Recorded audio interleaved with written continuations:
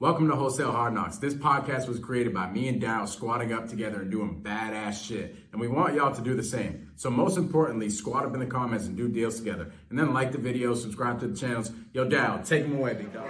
It's about community building. Join the community, reach out, squat up, join the campfire, baby. Let's go. He back. Daryl's back, yo. Did the back. people Daryl or what? I'm back, man. I'm back. I miss Wholesale Hardknocks, baby. I missed you, bro. Miss you too, bro. Dang, we got to have a killer episode. You know, it's funny. One episode that you weren't here for, and Daryl literally had like, what was it? Something that went on with your flight or something? Yeah, I missed my whole flight. Dang, bro. And I had to change it. And yeah, bro, I was in the air during our last podcast, our last show. What happened? Why'd you miss it? Being unorganized. Okay. I was being unorganized, bro. I was in Houston at the time. Actually, ironically, we're talking about buying your first rental, right? So I was in Houston checking out one of my rentals, and I didn't realize that the airport was so far from my hotel. And I called it when I called my lift to get to the airport the first time. It was like, yeah, you're gonna miss this flight. So I'm like, dang. So I had to get a new flight, and the new flight happened to be during Wholesale Hardknocks. So I was sick. I would have made it. I would have made it home in time, but I had to get a new flight, and I straight missed it. Man. Dude, I missed my flight before, so I'm at a real estate event, right? And have you ever went to a real estate event? And I'm not knocking real estate events. I love them. But have you ever went to one and you're just like, yeah, I got enough out of this thing, I can leave? Yeah. Like, you just know, you're like, okay, I got the relationships that I need out of here, and I'm not really going to learn anything else. I could kind of tell at this point. I need to just go home and implement. Yeah, right before they start to sell you. I love it. So it was that part of the event, right? I think there was another day left, and I was just like, all right, I got what I needed here. I need to go take what I just learned and go implement it ASAP. So I rebooked the flight, and it was like I had like an hour to get to the airport after I just booked it. I'm like, all right, screw it. I'm going to make it happen. So I go there. This is a lesson, by the way. So I go there, and as we get to the airport, I'm in Atlanta, and the airport is bananas. I didn't realize the Atlanta airport was that crazy.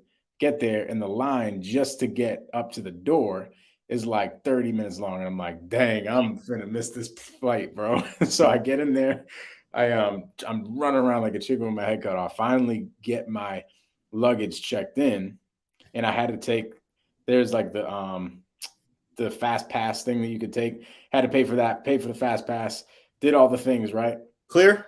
Yeah, I'm a Clear saves my life, bro. Yeah. So I had to sign up for Clear really quick, which is dope. And I'm running, bro. I'm like, I run to the front of the line. I'm like, yo, I don't care. I'll pay y'all. I got cash. Like, I need it to be in the front right now. My flight is finna leave.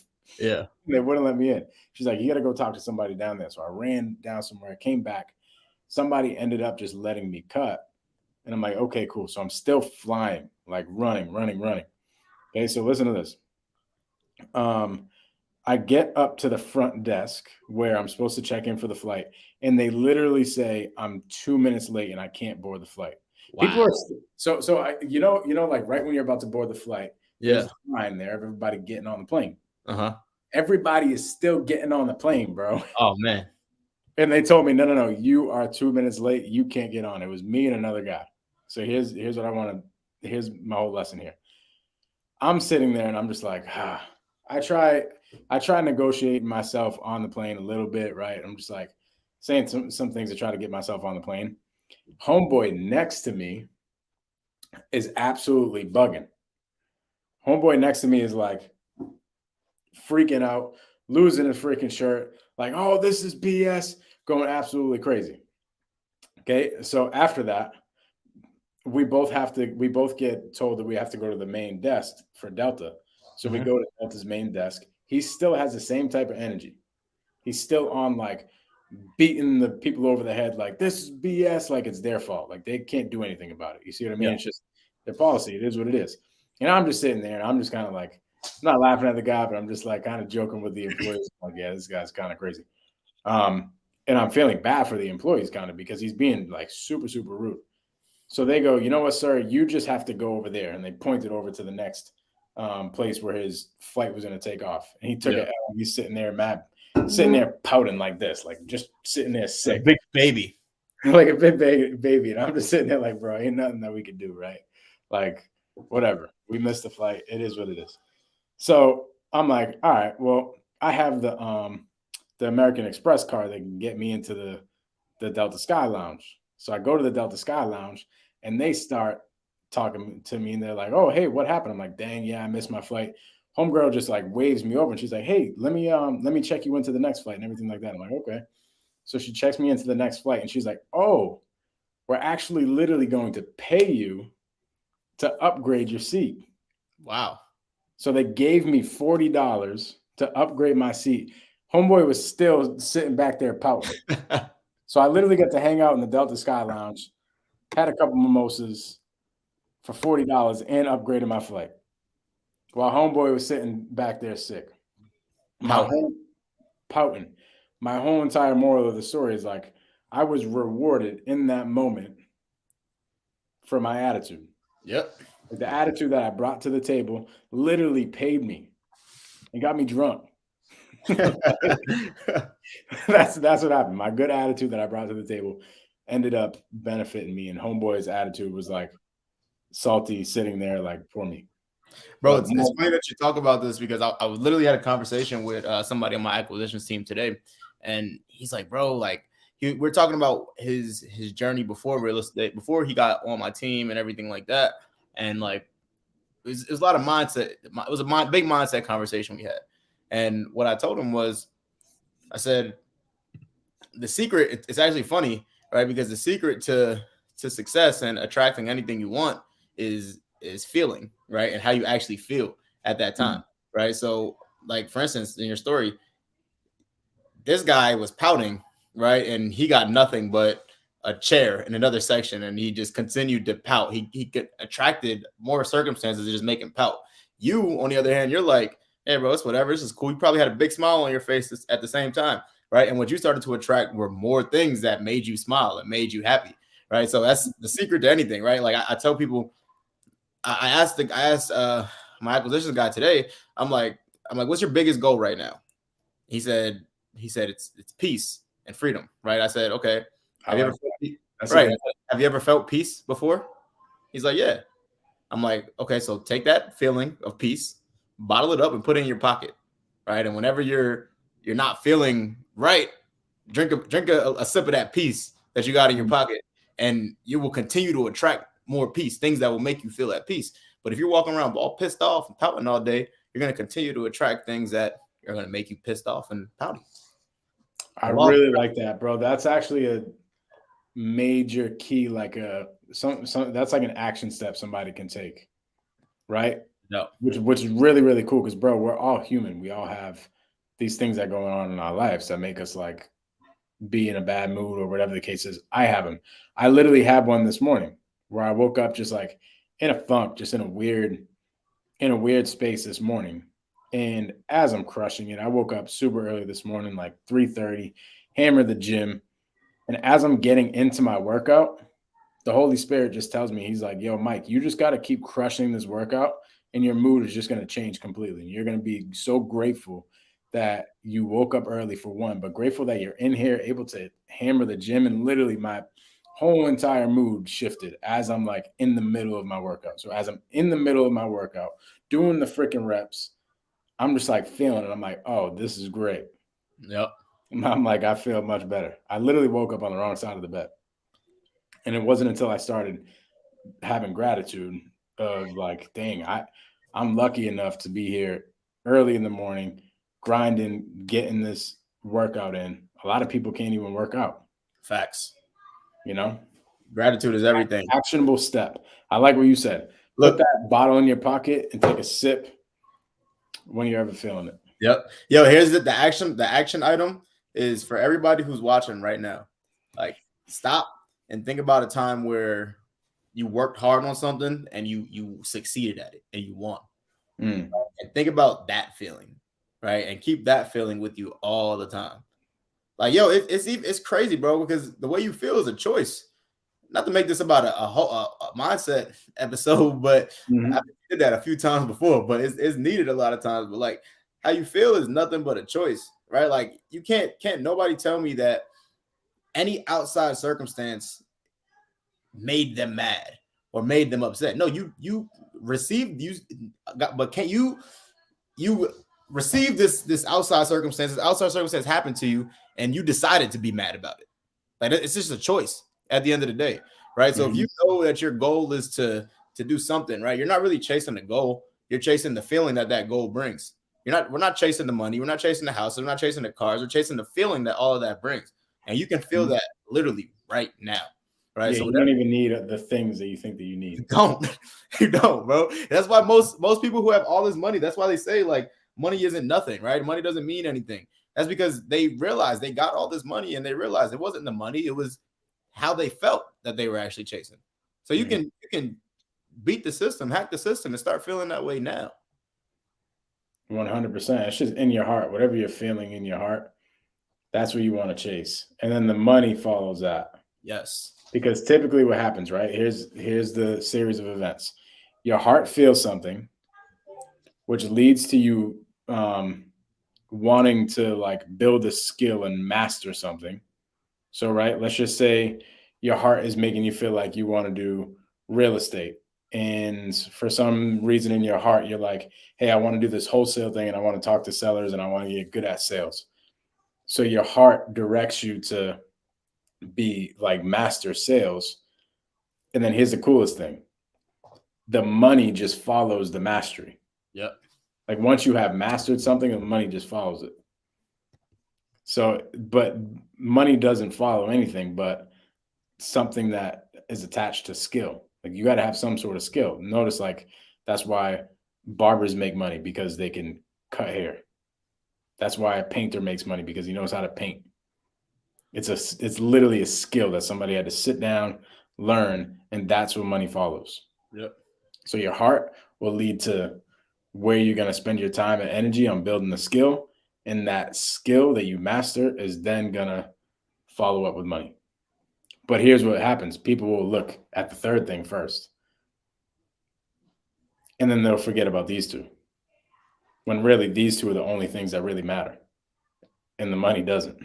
The money just follows it. It was interesting. Love it how we got on here. Talking about rentals today, by the way. Yeah, bro. What are we talking about today, dog? So we're talking about rentals. Daryll acquired a rental recently. Was that the rental that you were at last week? Yeah, so I was at a couple of them when I was in Texas. A couple of them, no flex. You know what I'm saying? No flex. No flex. We had two of them in Texas, and I was in Texas, and I haven't seen these properties at all. So I'm like, hey, let me stop by these rentals and see what we can do. Right. One of them is not yet cash. One of them is an Airbnb that we just finished renovations on today. The next one is actually the first rental I ever bought. That's still not cash flowing. I've owned this for probably like 6-7 months now, and it's still not cash flowing because I was looking to do a wrap on it. It really didn't work to do a wrap, and now we're looking to do something totally different, right? So it should be cash flowing by the end of this week. But I wanted to talk about some of the lessons that I've learned and some of the things that you can avoid when acquiring your first rental property. I love it, bro. So this deal that you bought that isn't cash flowing, let's talk about that. It probably went over a lot of people's heads what a wrap is. Yeah. It's probably like, dang, what the heck is a wrap? So like just break that down really brief. All right. So a wrap is you're taking a set of terms, right? So we acquired this property seller finance, right? We gave the seller $10K down and we're paying her $700 a month. 0% interest, by the way, $700 a month for the next 5 years. Right. Okay. So Daryll has an agreement with the seller that says, hey, I will buy your house. I'm not going to give you all the cash. What I will give you, though, is $10,000 of that cash. And then every month from here on out, I'm going to give you $700. Exactly. Got it. Okay. So what a wrap is, you literally take those terms that I agreed to with the seller and we wrap our own terms around it. and we sell those terms to somebody else. Okay, so I'm going to sell this to somebody else. Say, Mike, say you wanted to buy this house and wanted to move into it or do whatever with it. You just wanted to buy it. I'm going to say, okay, great. Pay me $20,000 down and $1,500 a month for the next 5 years, right? So instead of me paying her $700 a month, Mike is going to pay me $1,500 a month. Out of that $1,500, I'm going to pay my seller, not even my seller anymore. She's a note holder. I'm going to sell my note money to my note holder, $700 a month every month, and then we paid her $10K. Mike paid me $20K on top of that, and I profited $10,000 up front. Now, why is a wrap beneficial? It's because I don't have to manage the property, right? A wrap is I'm actually selling the property to you, right? So a toilet breaks, window breaks, floors cave in, that's on Mike. That's not on me. So my whole plan when I bought this property was to not hold it for long. My plan was to buy it and sell it within 3 months, right? 3 months minimum. So first, that comes to my first problem, right? The first problem and first lesson that I learned when buying a rental is always have more than one exit strategy. I love that. Yeah. You always want to have more than one exit strategy. You want to have a plan, you want to have a backup plan and a backup plan for your backup plan, right? Because you never know what the heck's going to go on. You can't predict. You can have all the data, all the education, you can have all the experience, but you have no clue what's actually going to happen once you close, right? So always. So let me ask you really quick. To back up just a little bit, when you had this wrap in place, did you close on it and then you tried selling it on a wrap? Yeah, I closed on it. So that should be honestly be the first lesson there, right? What happened was I closed on it. I felt I was low-key pressured into closing on it because from the seller? Not from the seller, it's from my own fault. I wasn't prepared. First of all, we only had a 30-day close, right? Typically, when you do a wrap, you want to have at least 60 days to close, right? So that's why we're doing a wrap right now. That was the first thing I said. Make sure we have a 60-day close. No, me and Daryll are doing a deal together. Doing a deal together, dog. Deal we do together. Sounds like a good deal too. It does. We can talk about that. We should talk about that later. Yeah, let's talk about that at the end. But yeah, so that was the first thing I said to you, right? Let's make sure we have a 60-day close because you want to give yourself as much time as possible to close on it just one time and not have to close on it, right? So this is like a week, 2 weeks before we're about to close, and I'm like, oh snap, we need to close on this thing, right? Like I had a bunch of things going on at the time, and it completely slipped my mind, right? And that's another lesson, right? Like your rental business, and if you're a wholesaler, your wholesale business and your rental business are two completely different businesses, right? So you need to carve out time to do your rentals and also work on your wholesale business at the same time. And I was completely focused on the wholesale business and kind of mixed in the rentals with that. And a lot of stuff got messed up, right? So I was unorganized. I ran out of time and I had to raise money last second. And I closed on it. And I'm like, well, let me figure out what to do with it now, right? So lesson number one, don't do that shit. Don't have a plan when you close and have a backup plan for that plan if everything goes south, right? So that was problem number one, right? And I'm going to stop you 1 second again because actually I want to talk about it because we're going to talk about our deal. So better off, instead of you closing on it and then finding a buyer, you're better off having a longer inspection period, shopping it out, and finding a buyer so that you don't have to close on it. Right? 1,000%. So then the wrap buyer comes and closes on it. Okay. You don't have to come up with any cash out of your pocket. And now you know that there's a valid person that just gave you a hefty down payment that is going to start making the monthly payments. Now you don't have to like have the anxiety of, hey, I just closed on it. Now I got to go find my wrap buyer. Yep. Love it. Okay, cool. Now that's beneficial for a couple of reasons though, Mike. Like, so one, like you said, I don't need to bring my own money to the table. I can use somebody else's money.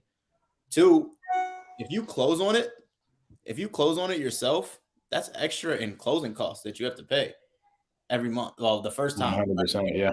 Close on it the first time. Then when you sell it to the buyer, you're going to have to spend closing costs the second time. So if you just do it one time with the buyer, you can use the buyer to pay all closing costs, like your contract with the seller says. I love it.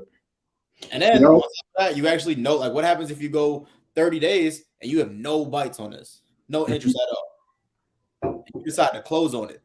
Yeah. And you have no interest. So why would I close on it? You know, I'd rather cancel and lose my earnest money. But that's why we have a longer inspection, so you don't lose your earnest money. But I'd rather cancel and lose my earnest money than take on a property that's going to continue to be a headache. 100%. I'm completely with you. I have a deal right now in New York. I don't really know anything about this city. And talking with the seller, it's a straight up seller finance deal that would want to take down as a rental and or just assign it. But I put in the special stipulations or the additional terms and conditions that it's contingent upon us getting a leasing agreement in place for $1,400 or more. I like that. So we have the rights to put it on anything like Zillow for rent or whatever, any marketplace for rent. So literally in the I think it's something crazy like 60 days that we have for the inspection period, we're able to shop it out as a rental. And if we get a leasing agreement in place, 14 or up, then boom, we'll perform on it. If not, then we don't owe any earnest money or anything. For sure. And another special thing that we have in there is that our earnest money, actually, I got this from you. Our earnest money is not due until the end of the inspection period. Yep.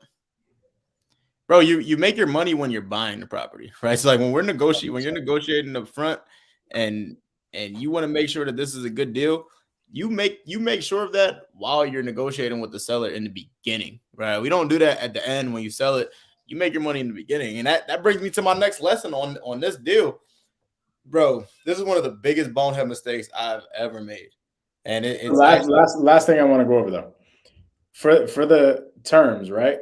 Sometimes we feel like we're pressured into doing something when we're really not. Right. Because we put ourselves in our brain in the seller. And we think, oh, this seller's going to want a 30-day close, 10-day inspection period. We got to get this thing done ASAP. When that's really not the case.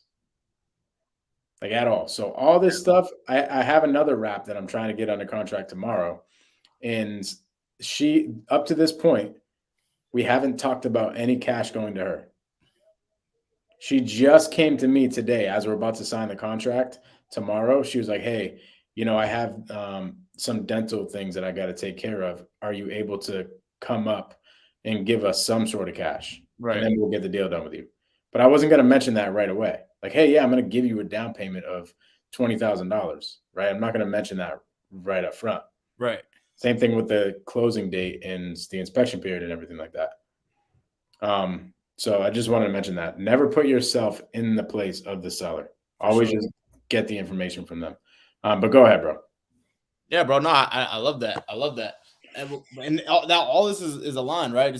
We're talking about the same thing because so the biggest bonehead mistake that I made, bro, and this is causing me like I was talking to somebody the other day that she's like, yo, you got some gray hairs growing. I'm like, yeah, it's freaking seller. It's stressing me out. Nah, bro. And it's 100% my fault, right? One of the biggest lessons, and this is gonna sound super like just simple, and everybody who's listening will be like, Daryl, you're an idiot. You should have known this. You learned this in middle school, right? The biggest thing that I learned is read the paperwork before you sign, like thoroughly. Read your paperwork. Yeah. Anything you sign, read it, right? Like one of my issues is I just move, right? Like shit, my shorty just told me this the other day. She's like, you're just moving really fast, right? Like slow down and think sometimes. Think about that. You must be hanging out with my girlfriend because my girl said the same thing. She's like, you gotta slow down. Bro, but that's just who we are. You know what I'm saying? That's just who we are, right? And that's what I was doing. I'm just moving, right? And I'm thinking that everybody on my team has my best interest, right? And they're gonna go through everything and make sure that we're good, right? But something slipped between the cracks, and I realized that I didn't realize till after. But listen to these terms that I agreed to, bro. If I'm late for my payment, right? I pay the note holder $500 as a late fee and $50 a day until I pay them. But not only this, right? We're talking about late, which that may not be a problem because most times you have a grace period and all that. Bro, if I don't make the payment, and I don't even think this is legal at this point. So we're actually probably about to go to court. So my note holder, if you're listening to this, yeah, I just broke the news. But because, bro, if I don't pay her by 12 o'clock noon on the 1st, I'm late. As said by the note that I signed. Right. And I may be fucked. I may not be. I don't know. But she sent me a text the other day and she's like, you've been late the past 7 months. And I'm like, what are you talking about? I pay you on time on the 1st every single day, every single time. And she's like, no, you paid at 5 o'clock p.m., blah, blah, blah, sending all these receipts. And then she's like, check the note you signed. I checked the note and it literally says, if I don't pay by 12 o'clock, then I'm considered late. And I'm like, bro, there's no way. There's absolutely so technically you owe her $3,500. Yeah. That's bananas. Yeah. It's crazy. It's crazy, right? So I'm like, bro, honestly, at this point, she asking for the $3,500. Yeah. And at this point, I'm like, you can sue me. Take me to court. Yeah, facts. Because at the end of the day, like, what is going to cost more? Right. Like, she's going to have to hire an attorney and right. And I pay you every single time I pay you every month. Every month you get your payment. You cannot tell me that there's not one month where I was a day late on paying you. Mm-hmm. This thing isn't even cash flowing. This come out of my pocket. You feel me? So like, I'm like, yo, like I have receipts, I'm paying you, but I made the mistake of not reading the paperwork. Right. So if you're not going to read the paperwork, get somebody on your team who has your best interest. Like I know our mentor Pace, he doesn't read all his paperwork. He doesn't have the time, right? But he has people on his team that will read it for him and make sure that. And if there's a problem with it, they'll let him know. This is a problem. Don't sign this. Mm-hmm. Right. So the lesson I learned: either read your paperwork or make sure your team is so on point that nothing gets by them. I love it. Here's what I'm thinking. That dude. I do the same thing sometimes. I'm just moving so freaking quick, and not even just with like contracts, but this is just life in general. And I'll just miss something that just isn't right. So what I had to do is I had to get the right people in place that are actually better at doing that stuff than me. Yeah. So for me, somebody just sent me an agreement. I'm doing a double close, right? And I'm JVing with somebody, and it's different paperwork than just an assignment agreement, like a co-wholesaling agreement. And I don't know, I've actually never done a double close where we were co-wholesaling it, right? This is my first time. So I'm assuming that we're going to need some different paperwork in place. Their transaction coordinator sent me over the paperwork. So instead of me like looking through it and making sure that the paperwork's all done right, I just said, attorney, look it over. Yep. This is what I want out of the deal. So instead of me saying like, me reading it and wrecking my brain, like, hey, is this good paperwork? I just sent over to my attorney a write-up of exactly what I want out of the deal, exactly what I'm expecting. And I said, hey, whatever this paperwork is, does this paperwork say that I can do this? Like, is this paperwork valid to what I want? Yep. And I let her tell me. And then she says, well, line number 8 needs to be this. So okay, great. Tell them to change it. Yep. Yeah. So I always just have the right who's in place to do the job better, because the attorney's going to do the best job. For sure. One thing I wanted to touch on is you might have not have had a problem if your seller didn't know who the heck you were. Say that one more time. If your seller, the person that you bought the house from, if they didn't know who you were, you wouldn't have a problem. Oh, for sure. I don't think you have a problem right now anyway, because what is she going to really go hire an attorney for $3,500 where she's probably going to have way more in attorney fees than $3,500? Without a doubt. So it's like, what's the point of doing that? But let's just say Daryll, right, never talked to this lady. Maybe Daryll had like a salesperson talk to this lady, right? And he never got involved. So his sales guy locked it up. His transaction coordinator did all the work. Everybody else on his team did the work. And he has this company called Daryll Holds LLC. Yep. Daryll Holds LLC is down here. I'm putting it down here on the screen. Why? Because Daryll has Daryll Enterprises up here. So Daryll Enterprises is the holding company. So Daryll Enterprises is a holding company. This company is based out of a state like Wyoming, where you cannot find the owner. Like you can't go on the state of Wyoming's website, type in Daryll Enterprises and find out that Daryll Ellison's the owner. You can in Massachusetts, that's what you would find. But here's what happens. Let's just say this property is in Texas, like it is. Daryll goes and gets an LLC in Texas called Daryll Holdings. Okay. And he has this Daryll Holdings LLC owned by his holding company up here. Yep. So his holding company in Wyoming literally owns the LLC in here. So now the seller looks at this LLC and says, okay, Daryll Holdings LLC is owned by Daryll Enterprises LLC. Who the heck is Daryll Enterprises? Then she goes up here and says, wait, I can't even see who the heck owns it.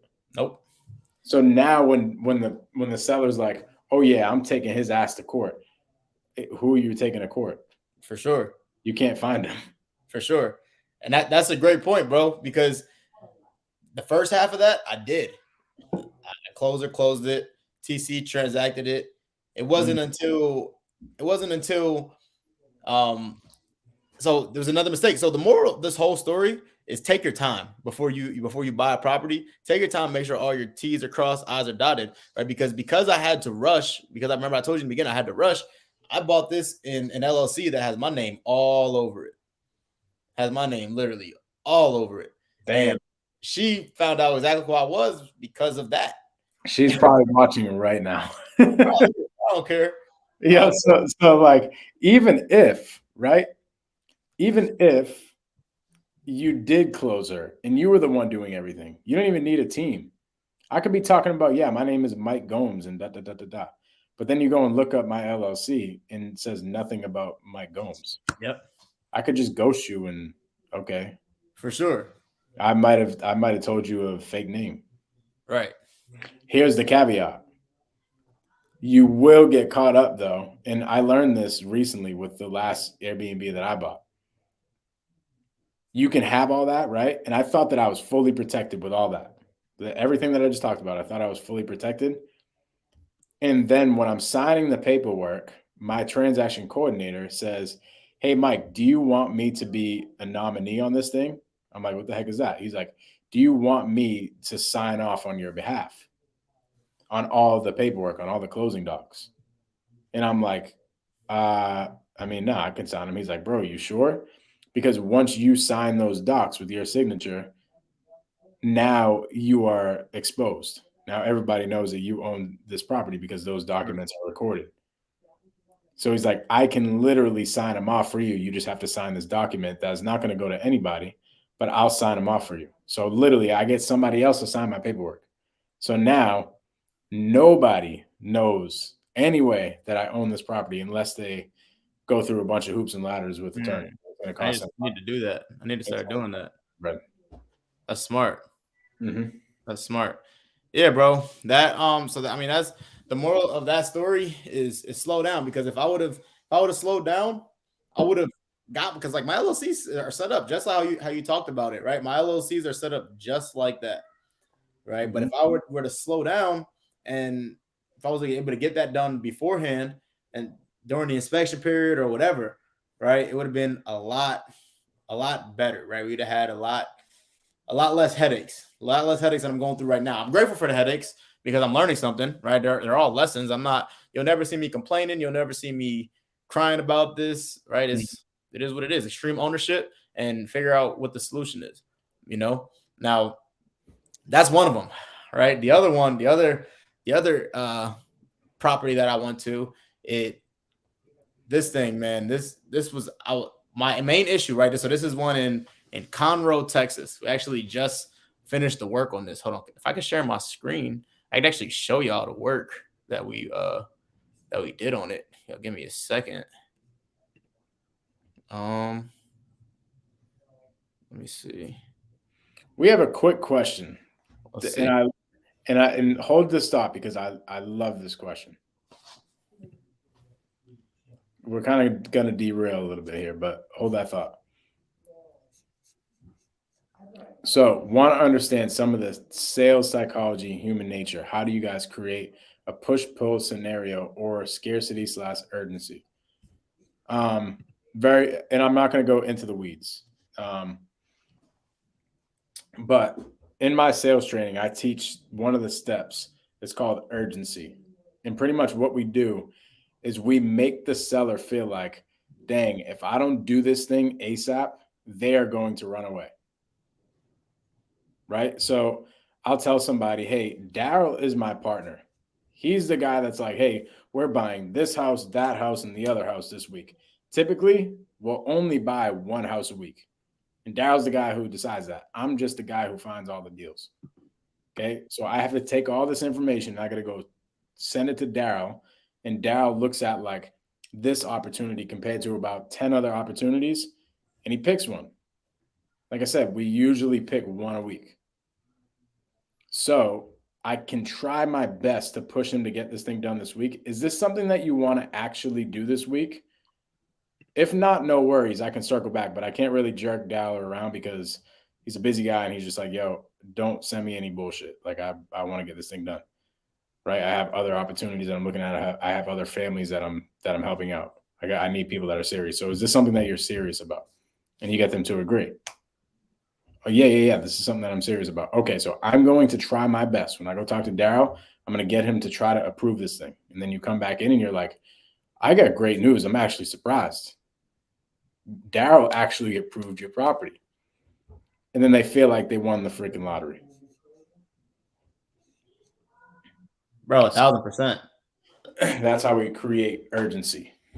I think the biggest thing that you said there was putting it on somebody else as well. Because if you don't put that on somebody else, that urgency is going to feel like you're being pushy, you're being thirsty, you're being aggressive, right? But if you say, hey, I'm just a messenger and somebody's pushing me, somebody's making, telling me that we got to get this done or we're going to lose, you're going to lose this opportunity, right? They're going to look at that a lot differently, right? Fear of loss is big with people, right? Like now this doesn't work. When you create urgency and scarcity, they actually have to want to sell. They actually have to need to sell, right? And they actually have to like you. Because if they don't, if you say like, I don't think we're a good fit or we have to do like this money may not be here. All right, bye. Click. Right. Peace.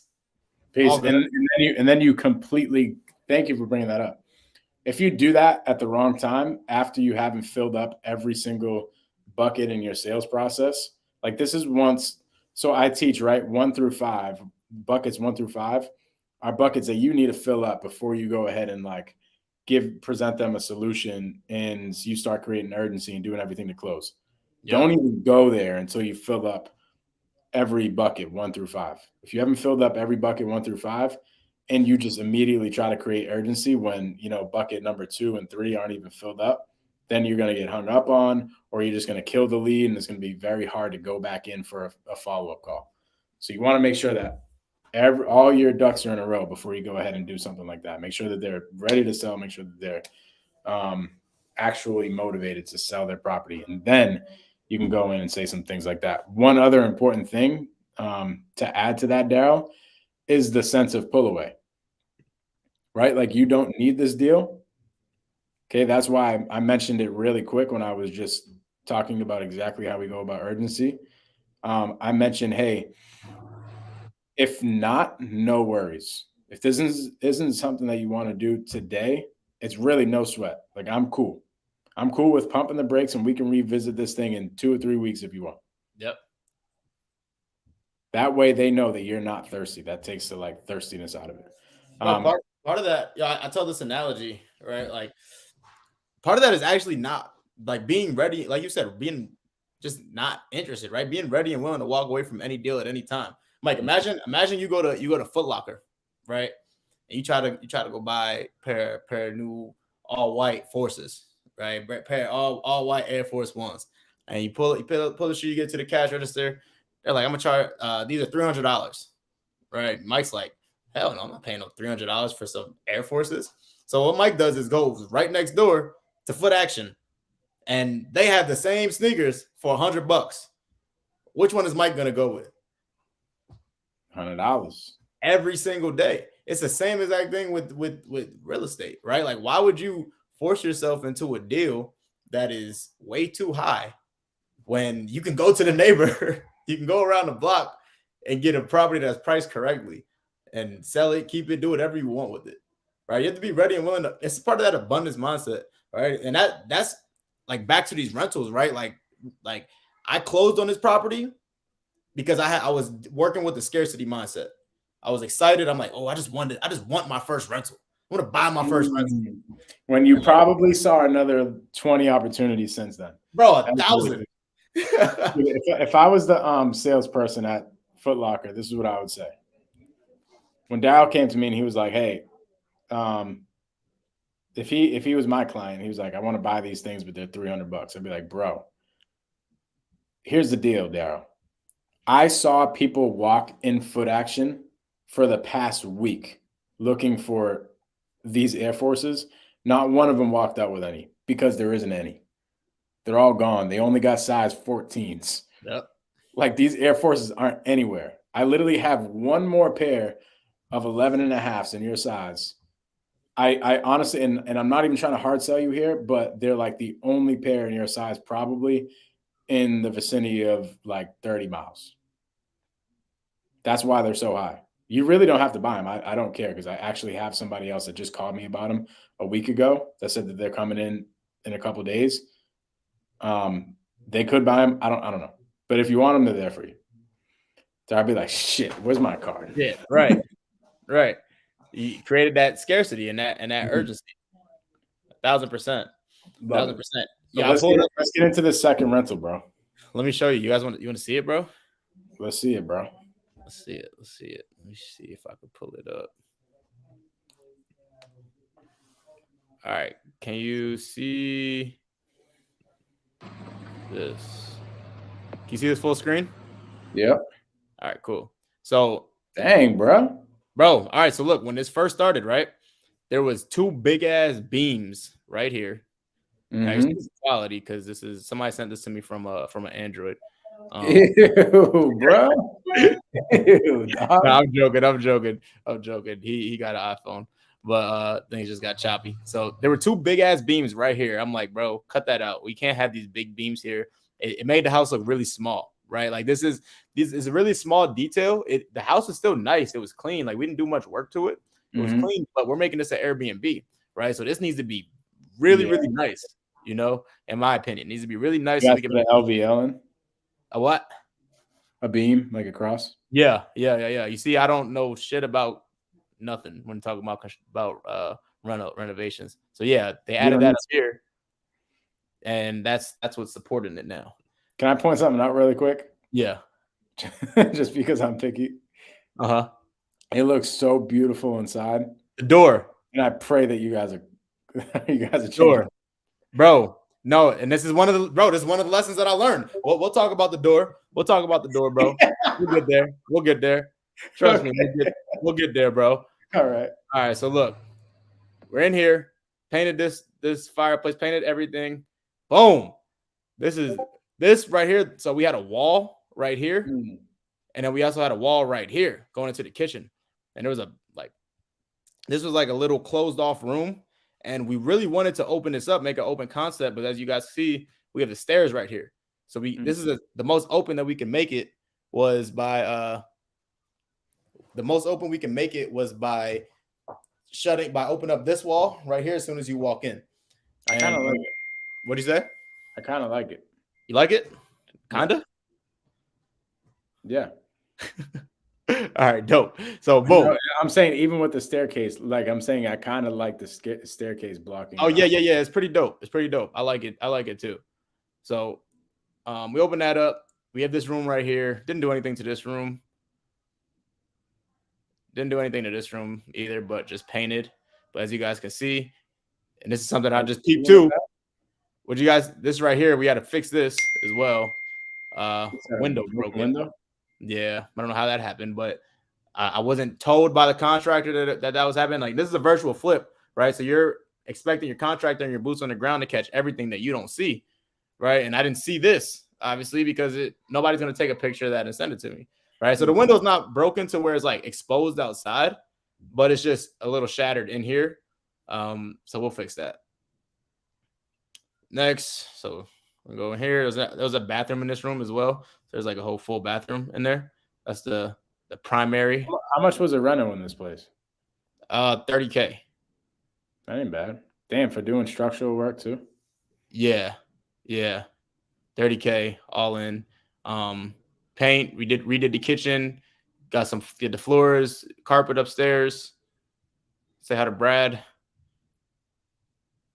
All right. This doesn't the beam/pillar affect the weight structure of the house? Yeah. So Daryll said that there's 2 support beams and he took them out. So what you have to do is you have to take something, put it up near the ceiling. Like, let's just say this is the ceiling up here. You put it up there and it's called an LVL. It's like a beam. Show that here. The beam that goes across. It's right here. You see this in the corner? Yep. Right there. All right, dope. So we did majority of this rehab was in the kitchen, right? So let's go, because that's where most people love to be, right? The kitchen family area, right? So we totally did the kitchen, got new cabinet, painted the cabinets, got a new countertop. This was originally like you see how this L is right here?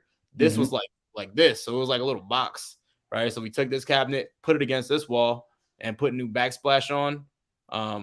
They had like a little horse on their dishwasher. They also had like a mural of like 2 big ass horses right here. I was like, take that shit down. But dude, I like this property, bro.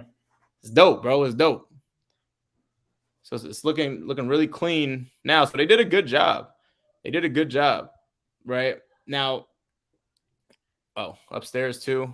We got some weird fixtures. I hope they showed the fixtures. Got a weird fixture on the stairs, but yeah, it's a pretty dope property. Have another bathroom and 3 bedrooms up here. It's pretty big. We got this sub. We bought this sub too. Paid like $20K down to acquire it. So that's, oh shoot, I almost left the studio.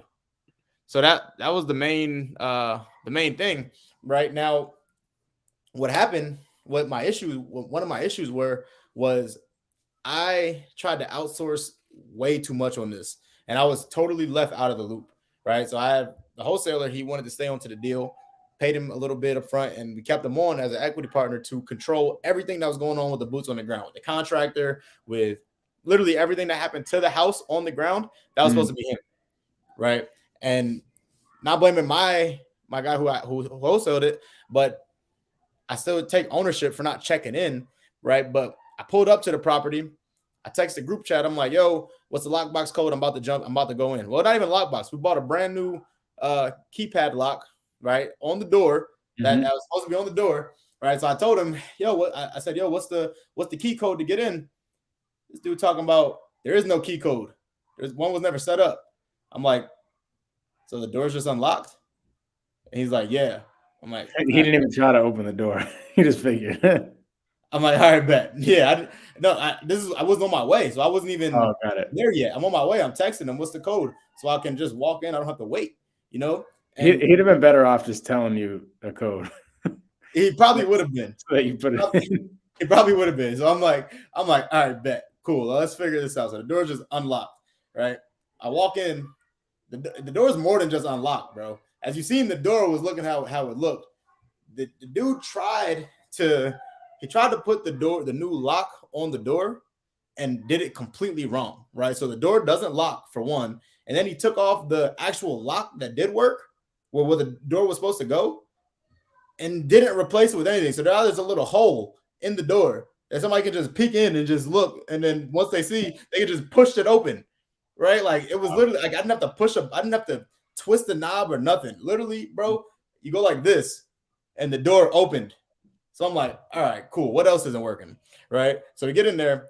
I bought a Ring camera, I bought all these lights for the outside, for all these cameras for the outside, cameras for the inside, so the contractors could go in. And I go in there, and everything's just thrown in the corner. I'm like, well, what the hell? What was the point? Like, what was the point of all this? Right? It's just thrown in the corner. So I'm like, okay, so we'll do this. I went to Home Depot, put a deadbolted the front door, changed the locks on the back door, put a lockbox, told the contractors don't use the front door no more, only use the back door until I come back, right? And had to put matters into my own hands. And it's just like, bro, we have this property, this $500,000 property with appliances, all this stuff in there, and it's just unsecured, right? Like, it's just, like, some people may not think that's a big deal. That's a huge freaking deal, right? People can run in there, they can steal the pipes, they can do a whole lot in the middle of a renovation. That can push you back. That can kill your deal. 100%, dude. I have a novation agreement going on right now, where it was super cold out in New England. Right, this is probably like a month ago. Pipes were bursting everywhere. Pipes burst in this place. Okay, the restoration company goes there, pretty much fully guts the whole entire place. Yeah, I can't lie about this, bro. My realtor goes out there to check out the property the other day, and he's FaceTiming me. First off, I'm like, dang, they weren't lying when they gutted the place. Like, I'm talking about straight to the studs for the whole entire house. Right. Like, it's a whole new renovation. It was a beautiful house too, by the way, before that. But anyways, as he's walking in, he's like, wait, where the heck are all the pipes? Found out somebody busted through the back door. Okay, this is what they did. They busted through the back door. They chopped up all the copper pipes, took them, and then had the audacity to take a dump in the shower. What? Oh,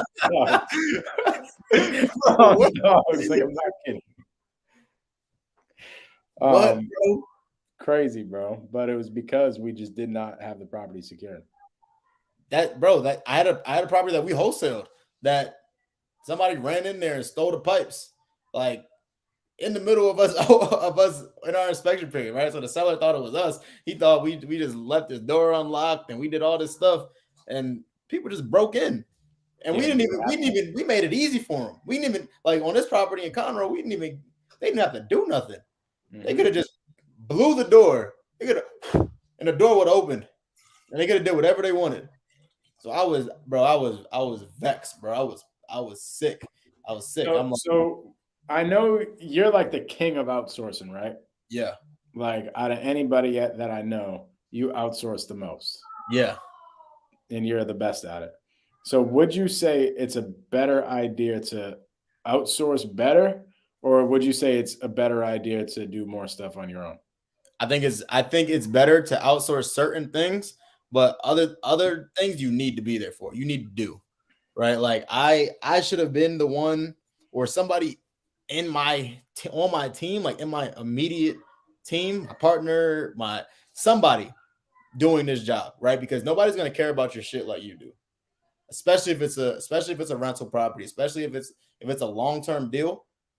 You should only be outsourcing certain things, right? You should outsource your contractors, you should outsource the work to the property, right? You should outsource maybe your property management, if that, right? But everything else, like, you need to be the one that is putting the systems in place for this to get done, right? It should be done in-house, right? Like, that's one of the main lessons that I learned. I outsourced too much, bro.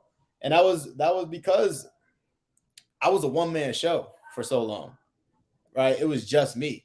So I was like, I have to outsource, right? Like, it was a necessity for me to outsource, or else I wasn't going to be able to get done what I'm doing right now.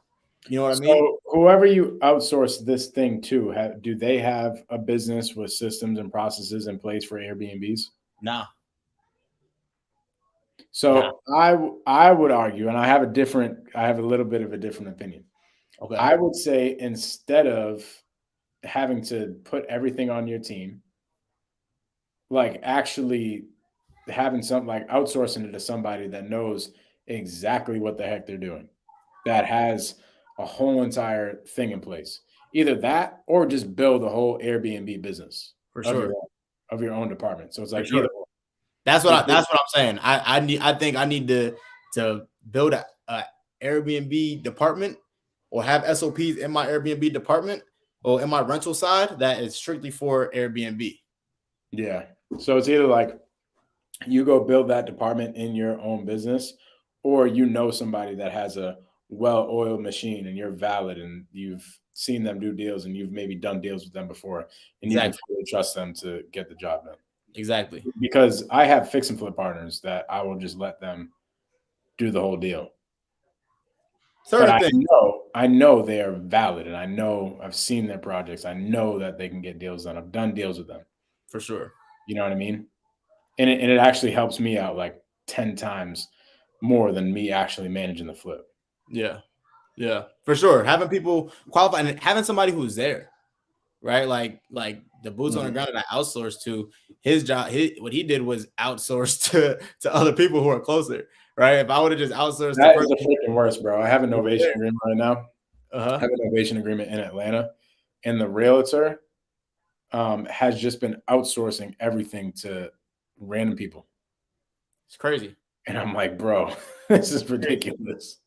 I feel like I am doing the realtor's job. The craziest part is the property just did not sell at the price that we thought that we were going to sell it at. So we are just netting zero on the deal.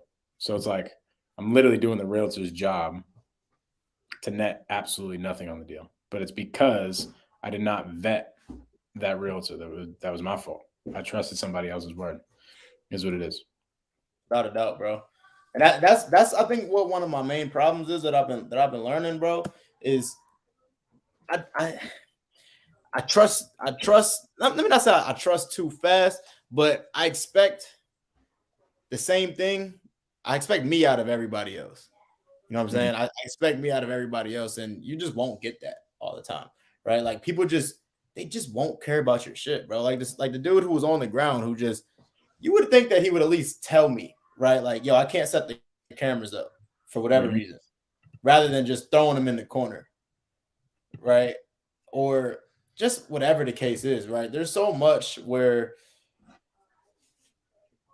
I feel like if you're manning something, if you're keeping something, especially for a long term, right? If we're talking rentals, long-term rentals, you should be overseeing it, right? Even if you outsource, if I outsource to an Airbnb company, I should still, or somebody who does a whole bunch of Airbnbs, I should still be overseeing everything and make sure that things are getting done to the right way, right? Because if shit hits the fan, it's nobody else's name on that property but mine or my LLC. So I might kill some people's dreams with what I'm about to say. Then we can kind of wrap things up. What Daryll is saying is passive income is not a thing. Man, what?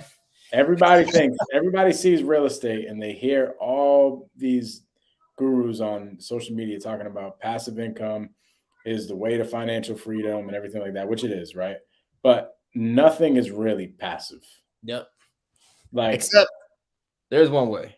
There is one way that I could probably think of, but owning rentals, which is the way that everybody says you can get passive income. Go own 1,000 units and you're going to cash flow freaking $50,000 a month and you're going to have passive income and all this stuff. You don't have to do nothing. You can sit on the beach all day. Like, no. You're going to have, even if you have a property management company, you have to manage that property management company. There's management, there's things that happen. So 100%.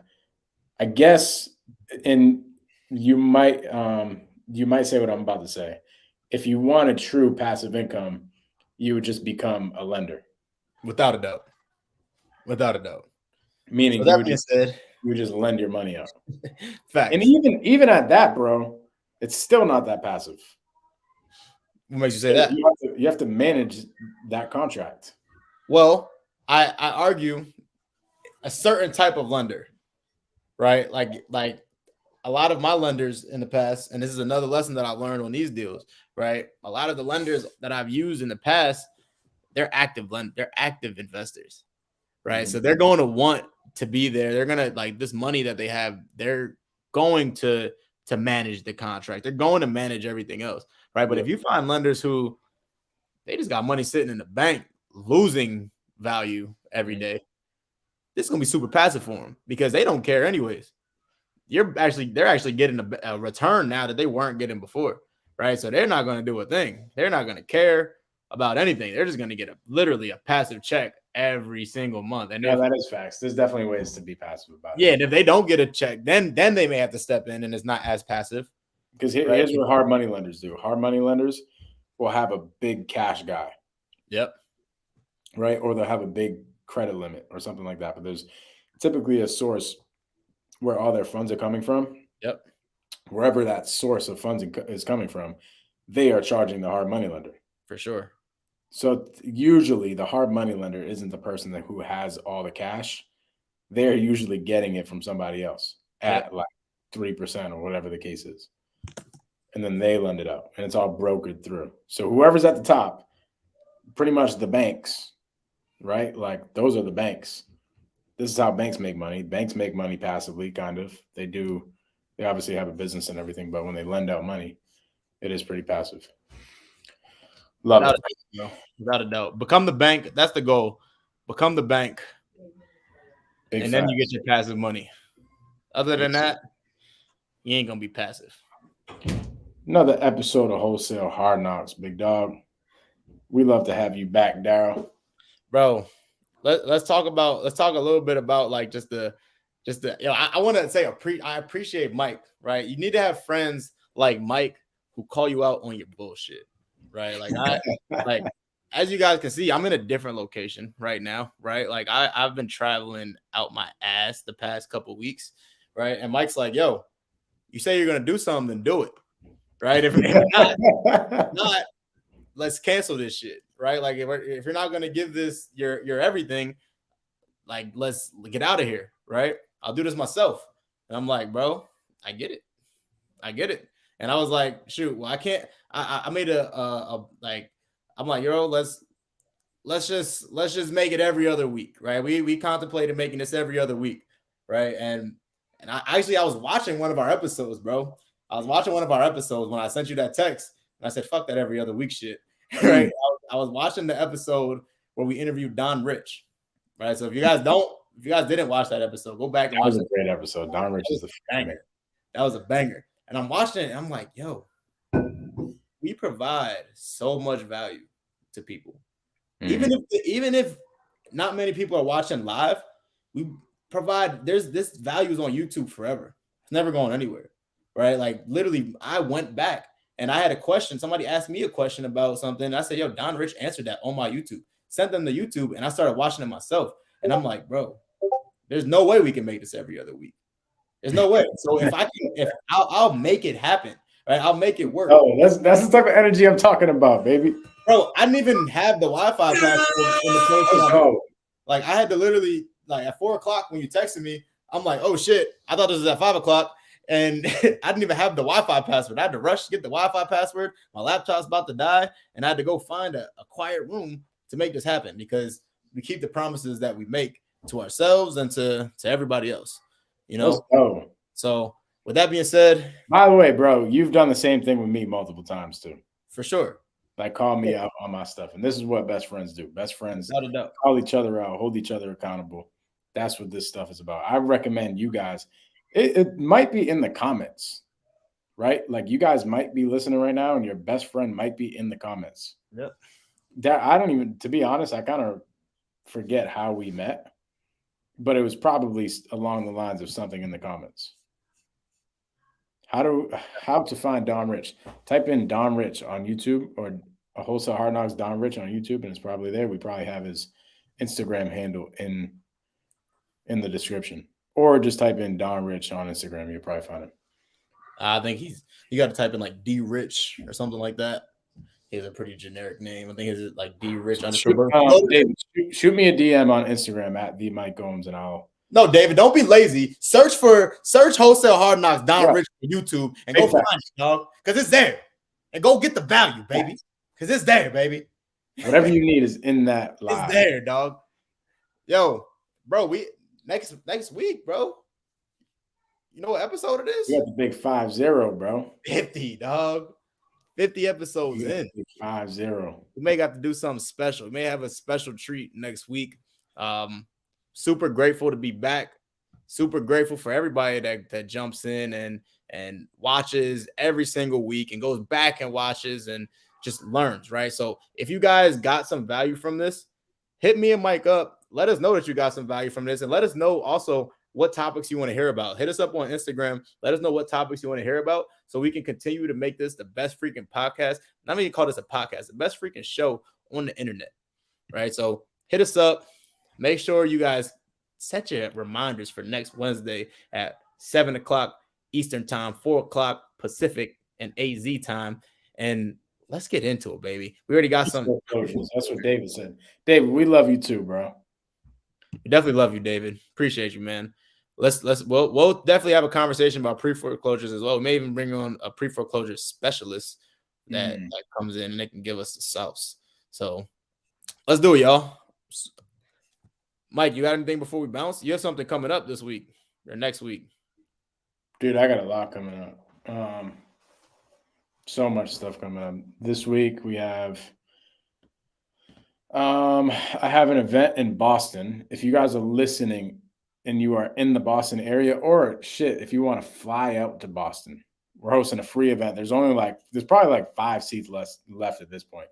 It's a small classroom of like 40 seats.